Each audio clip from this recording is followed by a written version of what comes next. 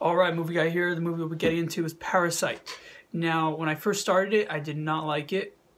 There was something, it had a lot of humor, and that was important. If you're foreign, you probably love this movie, because it's like, you don't even need, but if you close your eyes because you're getting tired and you miss a line, you lose part of the humor. But these guys were so funny, it automatically gets an 8 from humor alone. Now, the plot, apparently critics liked the plot. I was not fascinated with it. I did like how it was unpredictable, meaning scene after scene, you don't know what's going to happen. There's a scene, spoiler, where they go into, fast forward 20 seconds you want to hear it, they go into a cellar. And you think like, oh, it's a horror film now. So it was like only semi-horror. Okay, so it had a lot of genre, it had a lot of themes in one, a lot of types of scenes.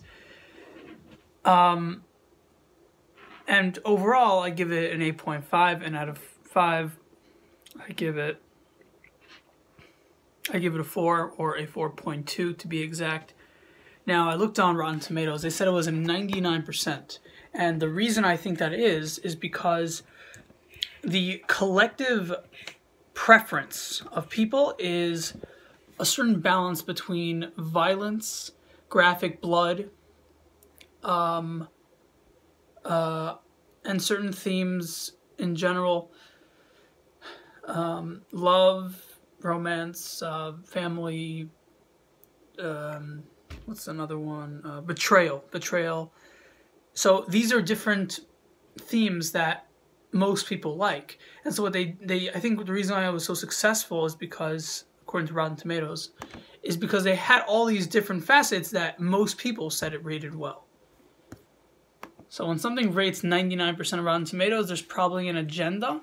But I say there's also a spiritual reality that's causing critics to think. So although I do believe that Rotten Tomatoes is politicized and it is very biased towards movies they like as a collective and as like the underground collective think of these writers sending in and what criticism they accept and stuff like that.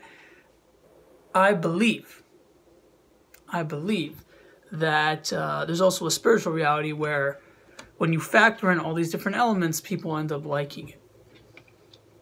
So there's a certain population that they will not be interested in movies if there's no blood whatsoever. You have to have some blood, or vomiting, or sewage, something to give them a sense of like, this is gross, right? Because when we say, oh, this is gross, that's a sample population that likes cleanliness and or things put together, and when the skin is not broken into. And then there's a whole population that's the opposite of you, that wants skin to break, and that wants blood to dribble, and wants sewage to flow, and for people to get grossed out, because human nature involves different preferences.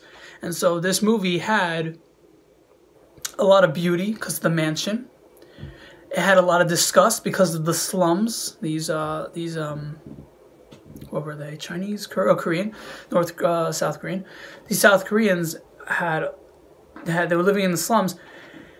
So different themes are gonna be relatable to different people. So a rich person watching this will be like, huh, imagine someone lived in our house, kind of freaky, right? But it's interesting. A poor person saying, imagine if I lived in someone else, right? And then there's the person who does like violence, be like, oh wow. Person who doesn't like violence, that's the thing. Even though you don't like violence, there's a sample population, there is actually all the population, they are interested by it because of this underlying interest with the other side of themselves, the side that likes violence and destruction and chaos. And as a result, that's also partly why we're interested in plots, because we want an episode, we want an ordeal, we want something to happen that makes us be like, oh shit, what's going to happen next? And part of the reason why we even say, oh shit, what's going to happen next, is because it has to do with that dual dynamic in our brains of wanting chaos and wanting order simultaneously. And in the end, so this movie, I can't say it had a happy ending, but I can't say it had a sad ending either. And it was just very bittersweet, which is nice. It was a nice ending. I believe that if I understood the language, I probably would rate it higher. Probably rated a 9. And the fact that Rotten Tomatoes chose this to be their 100% rating You know, it doesn't baffle me, but I was a little surprised while watching the movie. And then I started thinking about the human nature and psychological needs, including tidbits of violence and blood